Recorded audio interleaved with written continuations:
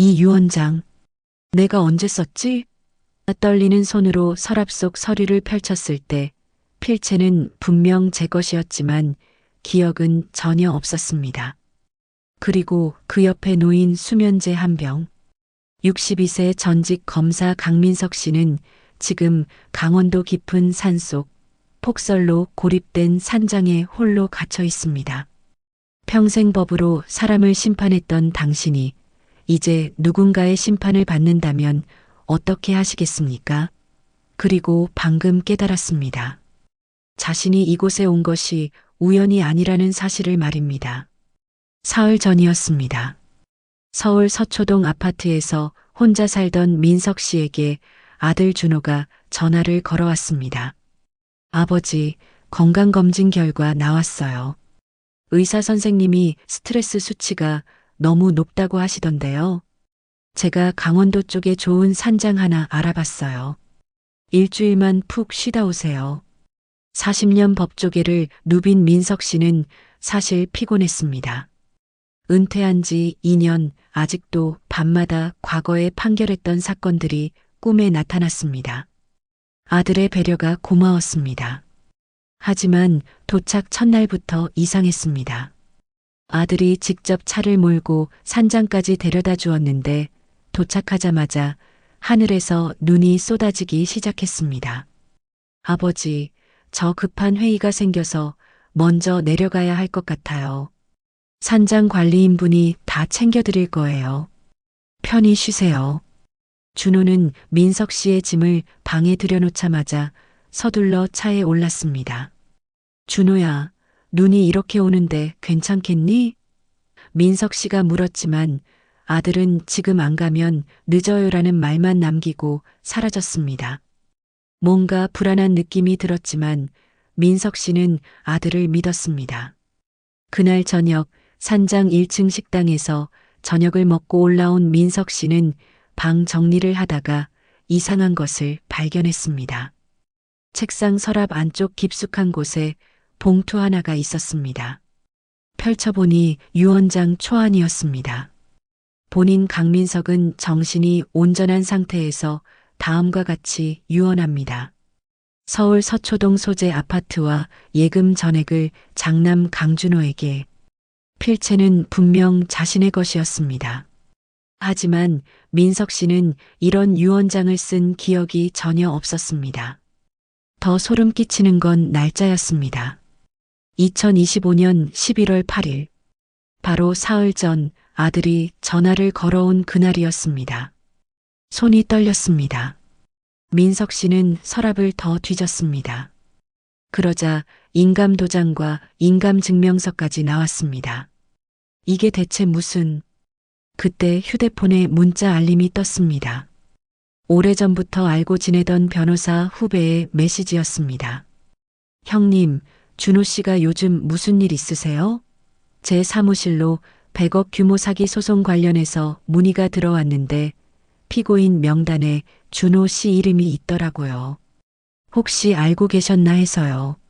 민석 씨는 그 자리에 주저앉았습니다. 100억 규모 사기 소송? 그 정도 금액이면 실형을 피하기 어렵습니다. 그리고 자신의 재산, 서초동 아파트 시세만 해도 25억이 넘습니다. 여기에 평생 모은 예금까지 합치면 30억은 충분히 됩니다. 아들이 갑자기 자신을 산장으로 보낸 이유가 무엇일까요? 유언장은 왜 미리 써놓은 걸까요? 밖에서는 눈이 미친 듯이 쏟아지고 있었습니다. 민석 씨는 현관문을 열어봤습니다. 이미 눈이 무릎까지 쌓여 있었습니다. 휴대폰을 확인했습니다. 신호가 없었습니다. 와이파이도 끊겼습니다. 완전히 고립되었습니다. 민석 씨는 1층으로 내려가 관리인을 찾았습니다. 50대 중반으로 보이는 관리인은 난로 앞에 앉아 불을 쬐고 있었습니다. 관리인님, 이 눈 언제쯤 그칠까요? 민석 씨가 물었습니다. 관리인은 천천히 고개를 들었습니다. 이번 폭설은 최소 3일은 갈 겁니다. 기상청에서 그러던데요. 산 아래쪽 도로도 이미 통제됐고요. 손님, 며칠은 여기서 푹 쉬셔야겠네요. 그러면서 관리인은 묘하게 웃었습니다. 마치 무언가를 알고 있다는 듯한 표정이었습니다. 민석 씨는 다시 방으로 돌아왔습니다. 창밖을 보니 눈은 더욱 거세게 내리고 있었습니다. 그때 문득 15년 전 일이 떠올랐습니다. 2010년 민석 씨가 서울중앙지검에서 근무하던 시절이었습니다. 존속살해 미수 사건을 담당했습니다. 40대 아들이 70대 아버지를 산장으로 유인해 살해하려 한 사건이었습니다. 동기는 유산 상속이었습니다. 아버지에게 유언장을 쓰게 한 뒤 산장에서 사고를 위장해 살해하려 했습니다. 다행히 등산객이 우연히 발견해서 미수에 그쳤습니다. 민석 씨는 그때 아들에게 징역 12년을 구형했습니다. 재판정에서 아들은 아버지가 재산을 동생에게만 주려고 했습니다. 저는 억울했습니다라고 울부짖었지만 민석 씨는 차갑게 말했습니다. 부모를 해치려는 것만큼 큰 죄는 없습니다. 그 아들은 결국 징역 10년을 선고받았습니다. 그리고 지금 자신이 그때 그 피해자와 똑같은 상황에 놓여 있습니다. 산장, 폭설, 유언장, 고립. 모든 조건이 일치합니다. 아들 준호가 정말 그런 생각을 했을까요? 아니, 아들을 믿고 싶었습니다. 하지만 100억 소송, 그리고 미리 준비된 유언장은 무엇을 의미할까요? 민석 씨는 책상 서랍을 다시 열었습니다. 유언장 밑에 또 다른 서류가 있었습니다. 펼쳐보니 아들 준호의 주식 투자 손실 내역이었습니다. 최근 6개월간 85억 원의 손실, 그리고 대출 명세서, 제2금융권에서 빌린 돈만 30억 원이 넘었습니다. 민석 씨는 아무것도 몰랐습니다. 아들이 이렇게까지 무너졌는지 전혀 알지 못했습니다. 그때 1층에서 삐걱거리는 소리가 들렸습니다. 민석 씨는 조심스럽게 문을 열고 복도로 나왔습니다. 1층 로비가 희미하게 보였습니다. 관리인이 누군가와 통화를 하고 있었습니다. 네, 알겠습니다. 3일 동안 아무도 못 내려가게 하겠습니다. 전화도 안 터지게 해놨고요. 걱정 마세요. 통화가 끝나자 관리인은 휴대폰을 주머니에 넣고 다시 난로 앞에 앉았습니다. 민석 씨는 심장이 쿵쾅거렸습니다. 관리인은 누구와 통화한 걸까요? 혹시 준호와 짜고 있는 건 아닐까요? 아니, 생각하고 싶지 않았습니다. 하지만 40년 법조계 경력이 말해줍니다. 이 모든 상황은 우연이 아닙니다. 계획된 것입니다. 민석 씨는 방으로 돌아와 문을 잠갔습니다. 그리고 방안을 샅샅이 뒤졌습니다. 옷장 안쪽에서 또 다른 봉투를 발견했습니다. 열어보니 사망진단서 양식과 응급처치 매뉴얼이었습니다. 그리고 수면제 한 병. 민석 씨는 온몸에 소름이 돋았습니다. 이건 사고를 위장하기 위한 준비물입니다. 아들은 자신이 수면제를 먹고 자다가 저체온증으로 사망한 것처럼 꾸밀 생각이었던 겁니다. 밤 11시 민석 씨는 잠을 이룰 수 없었습니다. 복도에서 발소리가 들렸습니다. 누군가 천천히 계단을 올라오고 있었습니다. 민석 씨는 문틈으로 밖을 살폈습니다. 관리인이었습니다. 관리인은 민석 씨 방문 앞까지 왔다가 멈췄습니다. 그리고 문손잡이를 천천히 돌렸습니다. 다행히 문은 잠겨 있었습니다. 관리인은 잠시 망설이더니 다시 계단을 내려갔습니다. 민석 씨는 식은땀을 흘렸습니다. 이대로는 안 됩니다. 살아남아야 합니다. 그는 평생법으로 사람을 심판했습니다. 하지만 지금은 자신이 생존해야 할 상황입니다. 민석 씨는 책상 서랍에서 볼펜과 메모지를 꺼냈습니다. 그리고 지금까지 일어난 모든 일을 기록하기 시작했습니다. 날짜, 시간, 발견한 증거물, 관리인의 행동, 모든 것을 상세히 적었습니다. 만약 자신에게 무슨 일이 생긴다면 이 기록이 증거가 될 것입니다. 다음 날 아침, 눈은 여전히 내리고 있었습니다. 민석 씨는 1층 식당으로 내려갔습니다. 관리인이 아침 식사를 준비하고 있었습니다. 잘 주무셨습니까?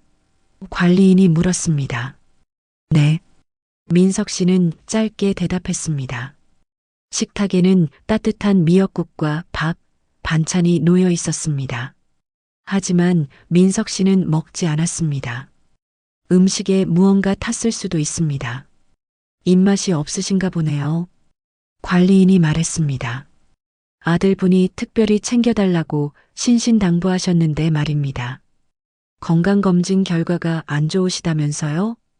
민석 씨는 관리인을 똑바로 쳐다봤습니다. 준호가 뭐라고 했습니까?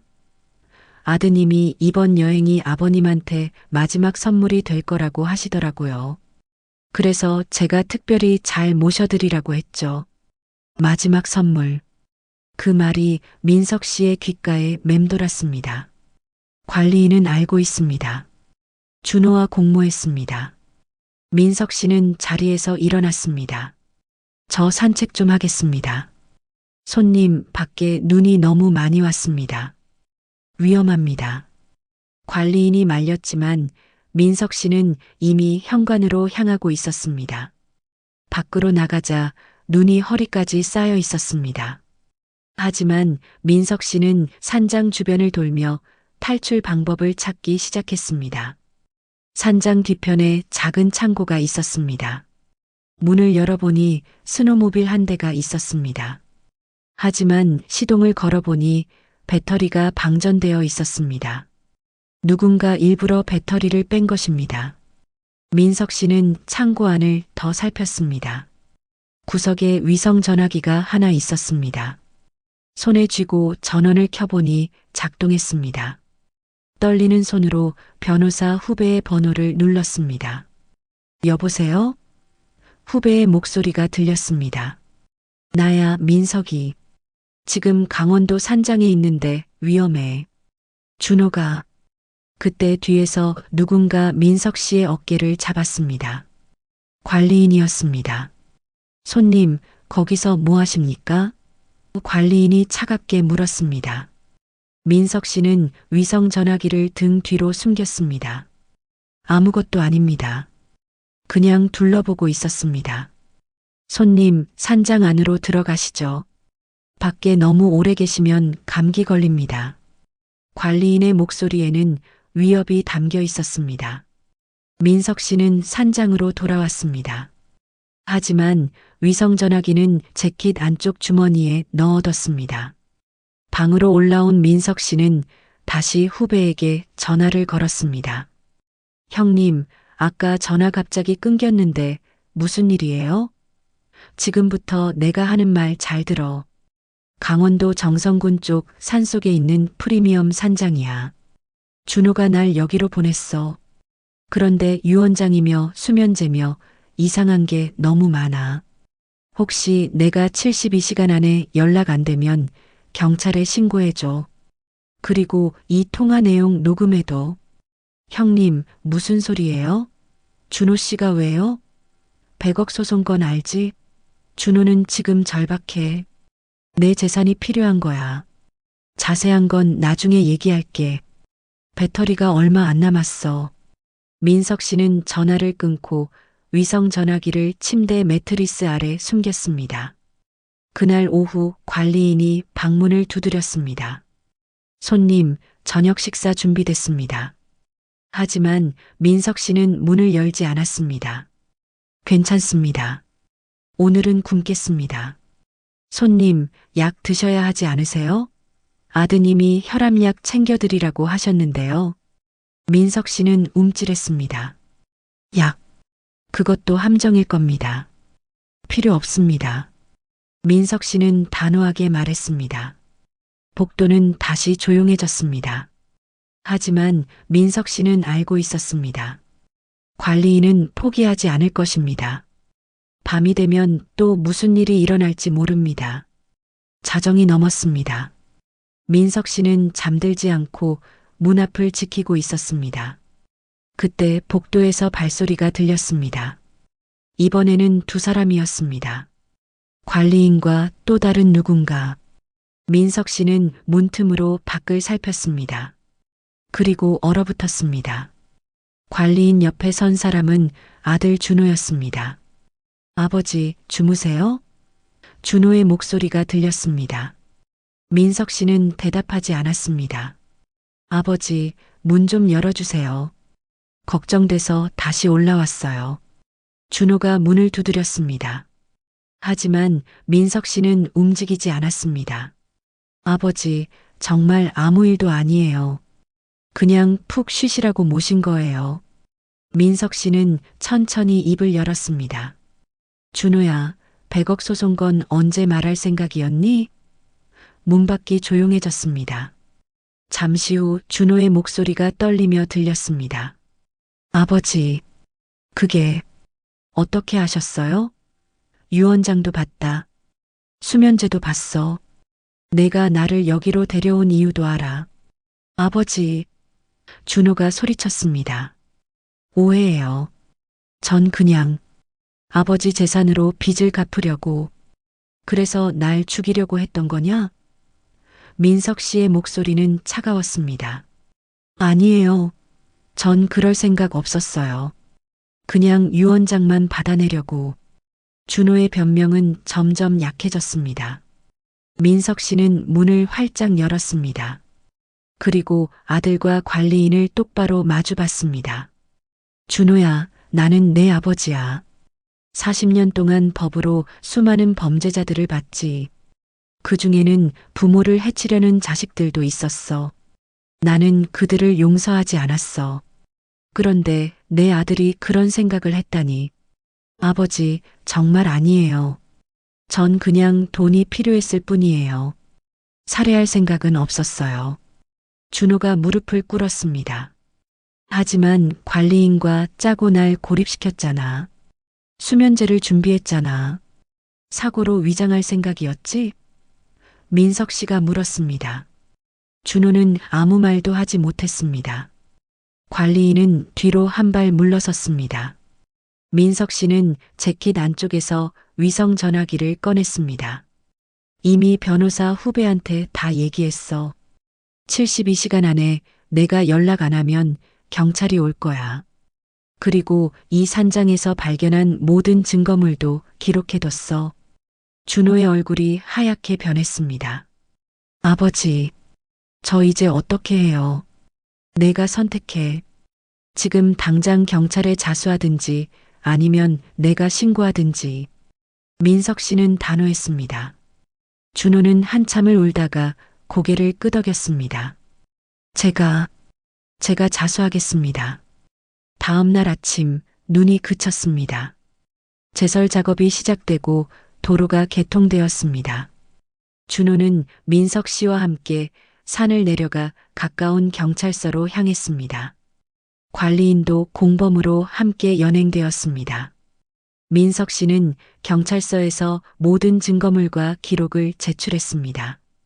석 달 후 재판이 열렸습니다. 민석 씨는 증인석에 섰습니다. 판사가 물었습니다.